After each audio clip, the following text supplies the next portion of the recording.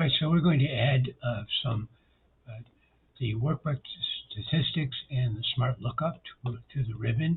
Here's how I added those. I went up to my review ribbon. I right button clicked on the review ribbon, and then I went to customize the ribbon.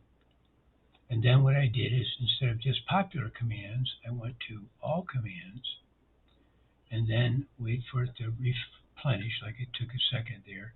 And then I went over to my review area, and I created a custom group here. You can see I've got them both there, but I had to create the custom group first. How did I do that? You simply right button click on review, and then add a new group like that.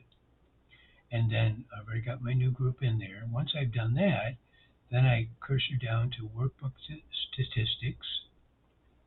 And this is only for those who don't see those showing. Some of you did, some of you didn't.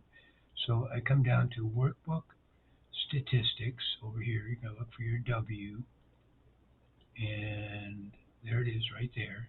And I clicked add. I've got it over there already, so I don't want to remove it, but I clicked on it and I picked add, and it would go into my new group there. And I did the same thing with smart lookup. I went to smart lookup.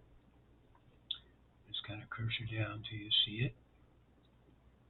And it's all alphabetical. Smart lookup, and then I click add. I've got it there already, so I don't want to remove it. But if you want to remove something, you'd pick remove.